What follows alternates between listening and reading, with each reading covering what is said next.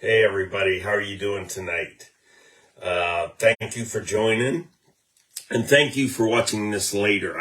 I gotta tell you that I am getting great views on these Facebook lives. Which is why I continue to do them. Let me get this sound off on this machine over here. At any rate, I'm getting great views on these Facebook lives. Uh, not only those who join now, but over the next couple days, they vary. I mean, like 400 up to over 600 or 700. So thank you for watching these, and for those who have questions or make comments, if you type them in there, I'll answer the questions. But what I want to do tonight, and trying to reach out to undeclared voters. You got all this noise going on of these campaigns and debates and ads and negative ads and positive ads and a lot of talking points on issues. So what I want to do is talk to undeclareds about the major issues and actually what solutions there might be to these major issues, and then think about what party, which candidate would be the best at implementing solutions to these issues. So the point of this is you get so much. You get hammered mailers. I mean, I get so many mailers. It's just crazy to me. And it's mostly sort of your very direct talking points, either positive or negative, and the amount of substance, I think that the candidates actually share. Especially substance as it relates to solving the problems and dealing with the issues. I don't think we get much of it. So that's what I want to talk about a little bit tonight. And what I did is I pulled up the latest St. A poll on what issues are the most important. And of course, the number one issue is the economy and inflation.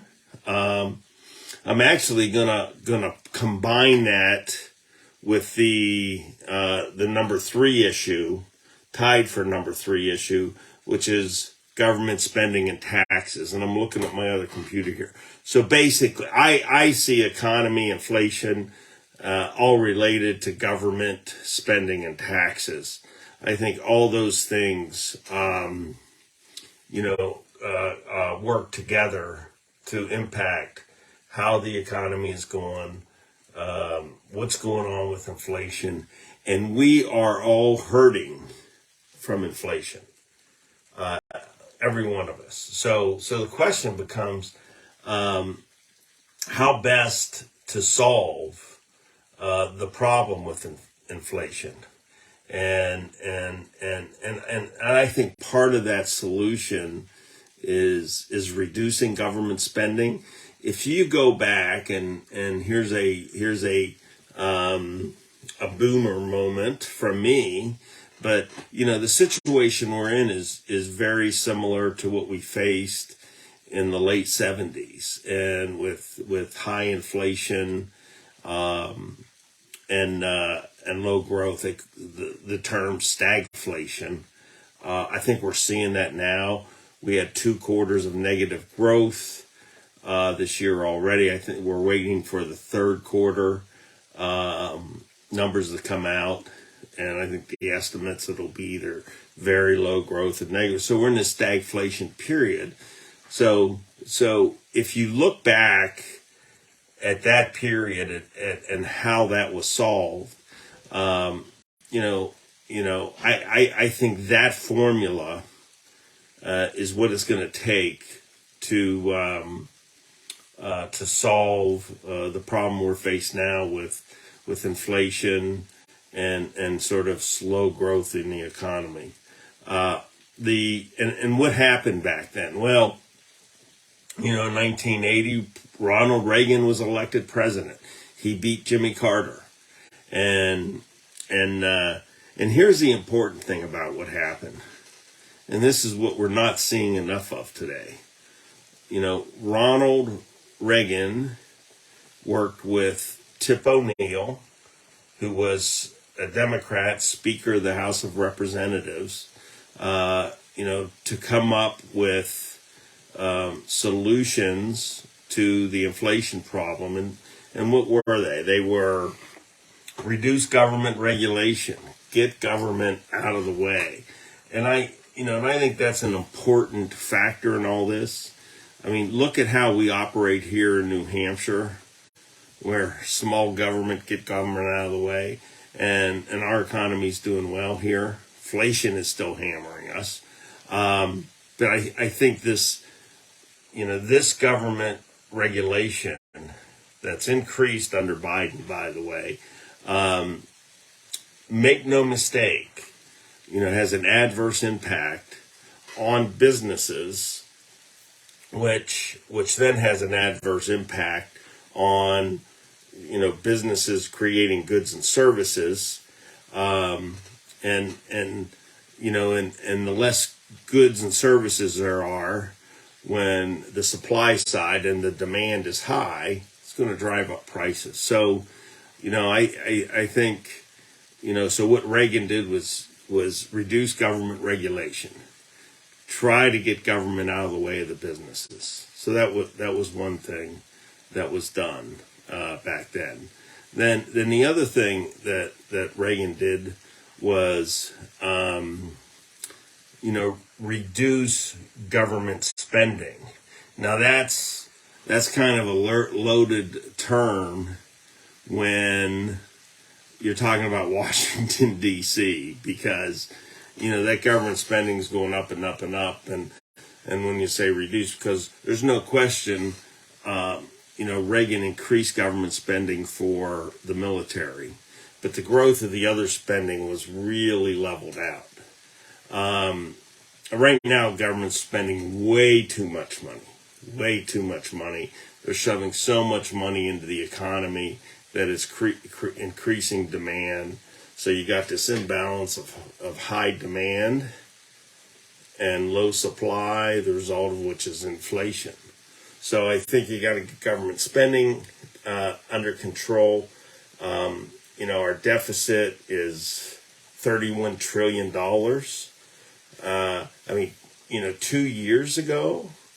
2+ years ago, when I was running for the United States Senate here in New Hampshire, I was talking about the deficit being high at $21 trillion.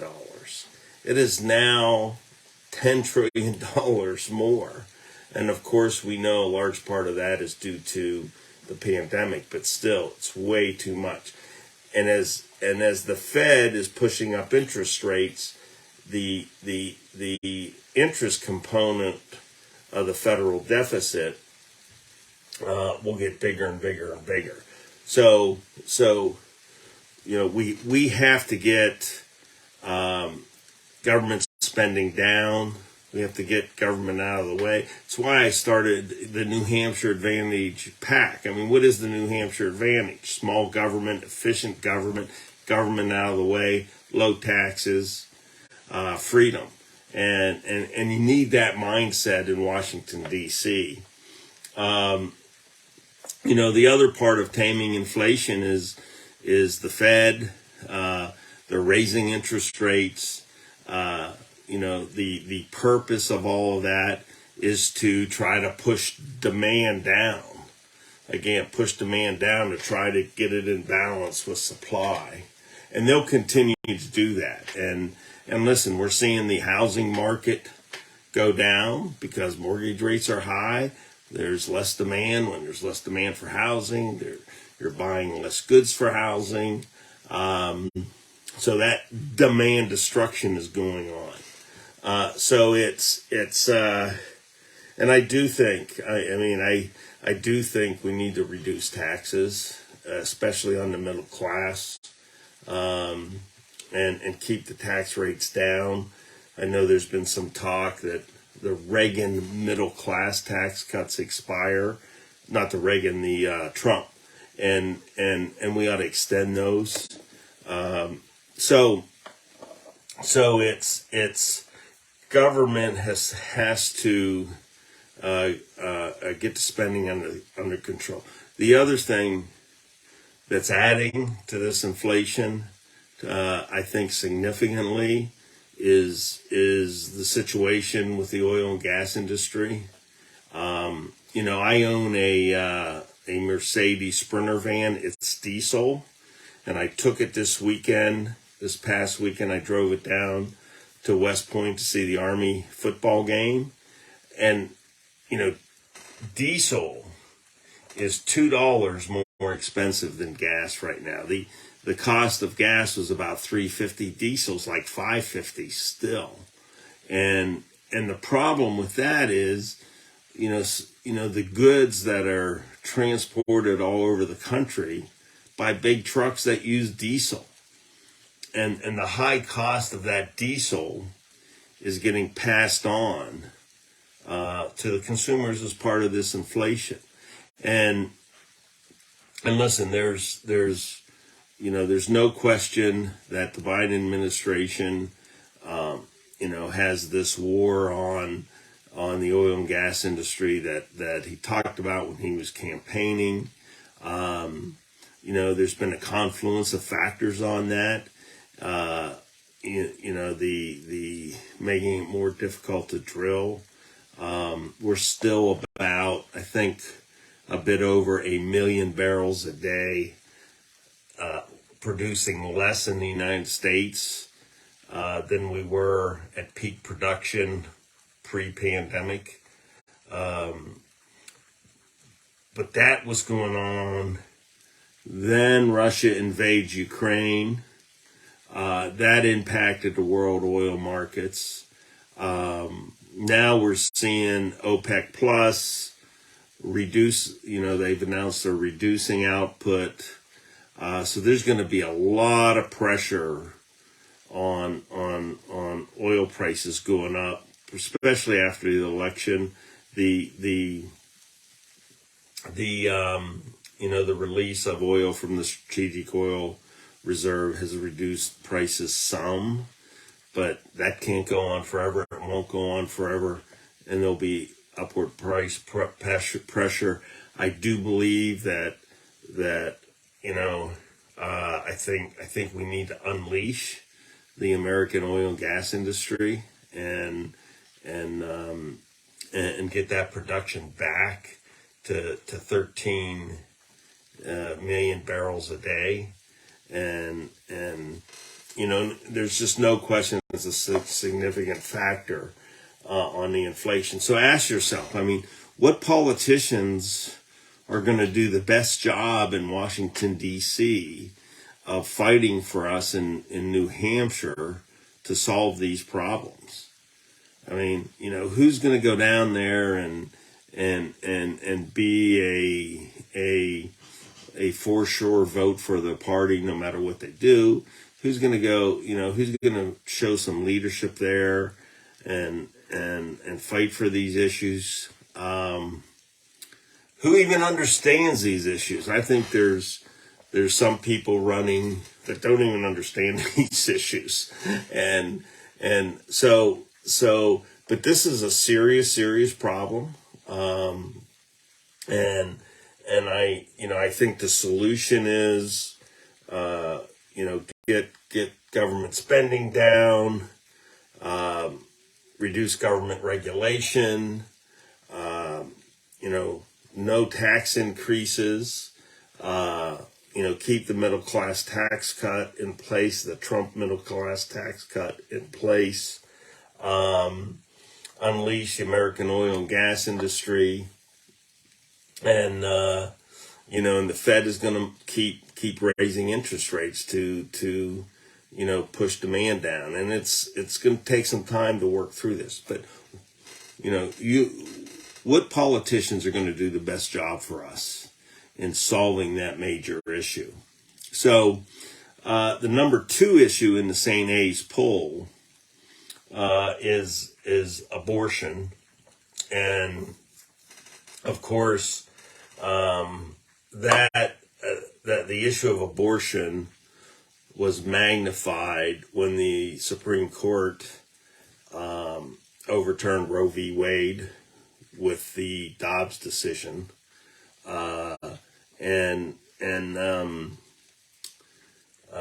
so essentially what happened is, Roe v. Wade and its successor case, Casey v. Pennsylvania, I think it was called, created a constitutional right to abortion. And it was a constitutional right. And the Dobbs decision said there is no constitutional right to abortion, that under the Constitution, 10th Amendment, it's up to each state to determine what each state law is with respect to abortion. And here in New Hampshire, interestingly, the abortion law in New Hampshire that was recently passed is in fact pretty darn consistent with what Roe v. Wade said. So I think we have here in New Hampshire, our state law is on abortion is what Roe v. Wade essentially provided for as a constitutional right. So listen, I think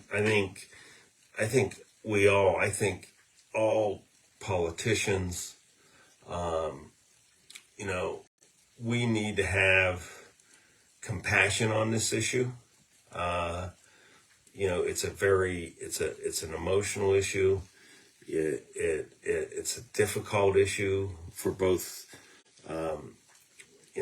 pro-choice advocates and pro-life advocates. And I've always said that I'm pro-life and I support the women of the pro-life movement, and the pro-life movement is a woman-led movement. But no matter where you stand on abortion, I think there needs to be compassion, and I've always said that on the pro-life side, we need to do a better job of supporting women through unwanted pregnancies, and after, if they choose to have the baby. I think we need to do a better job of creating a culture of life that shows that having a baby doesn't mean your professional life's over or anything like that. But and listen, I mean, you're on abortion, you're either pro-choice or pro-life. I would hope that you don't vote solely on that issue. Undeclared. Like I said, abortion is legal in New Hampshire, and we need to have compassion for that, and we need to do a better job of being compassionate, no matter what a woman does, no matter what her choice is. And I think we do a pretty good job of that here in New Hampshire.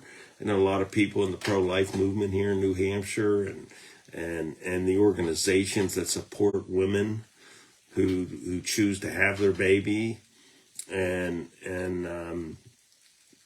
I would like to see that grow more. But and the other thing, a message to the men out there: step up, man. If you're involved with a woman and it ends up in an unwanted pregnancy, step up. And I think, and I kind of want to say step up and shut up. Do the right thing. So at any rate, I'm pro-life. I would love to see the pro-life movement funded more and doing more during the pregnancy and after the pregnancy for women. So that's the number 2 issue. And for Undeclared, I just hope that you don't vote solely on that issue. There's too many other important issues that I think you need to think about. The number 3 issue, it's actually tied. It was tied with government spending and taxes, which I talked about in conjunction with the economy and inflation. And the number 3 issue is elections and voting. Here in New Hampshire, we have, I think, a very good system. I think there's some improvements that can be made.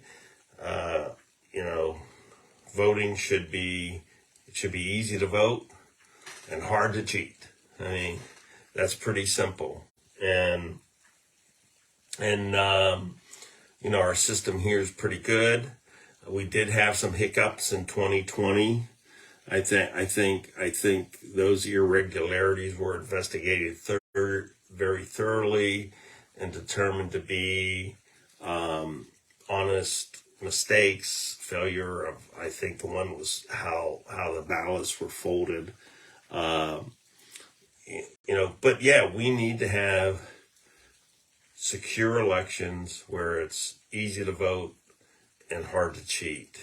And there's some things I think we need to look at here. I think, we're seeing in this early voting in Georgia, the state of Georgia, with all the controversy around the new Georgia voting law,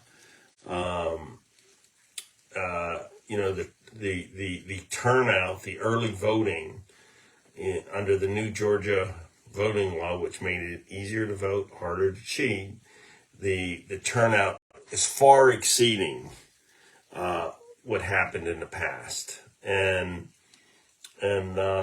So I think all the criticism that Georgia took around that, and they lost the Major League All-Star game, corporate America punished them. A lot of it was pure political condemnation, accusations of racism, which we know from the left today that, that's sort of a go-to criticism when somebody who's conservative does something they don't like. It's turning out, it's turning out that those accusations and what people did, is turning out just to buy, that's right, Bill. They're setting records in Georgia. And so the undeclareds out there, when you're thinking about who to vote for, think about those things. I mean, we're in this political time where, these accusations of being a racist and being a homophobe and being anti-Semitic, and they're just, those things are thrown around in such willy-nilly ways that the danger I see in doing that is, it's the story of the boy who cried wolf. I mean, if you're accusing everybody of these terrible things, when in most cases the people who are being accused of those terrible things are not those things, then those who turn out to be really bad, nasty people, there's more chances that they can slip through the cracks. And I think there's just a lot of people now that, when someone is accused of this stuff, people ignore it. That's what the left always does, and therefore it's not a credible allegation. So, and I think we're seeing that in Georgia, with these record early voting turnouts. And so, the other aspect of that, I think the controversy around the 2020 election and what happened on January 6th. It's, I mean, I want to be brief on this. I'm probably going to do an entire Facebook Live on this after the election because I've read a lot about it. I know a lot about it, but January 6th was awful. It was an awful, awful thing. It, it, Having said that, I don't believe that it was an insurrection. I think the knuckleheads that did the bad things on January 6th, the violence, just quite frankly didn't have, had no capability to do an insurrection. But that's politics. But it was awful, an awful thing. It needs to be condemned. It cannot happen again. I think the whole thing about that election being stolen, in my opinion, is just not the case. The 2020 election was not stolen. And January 6th was awful.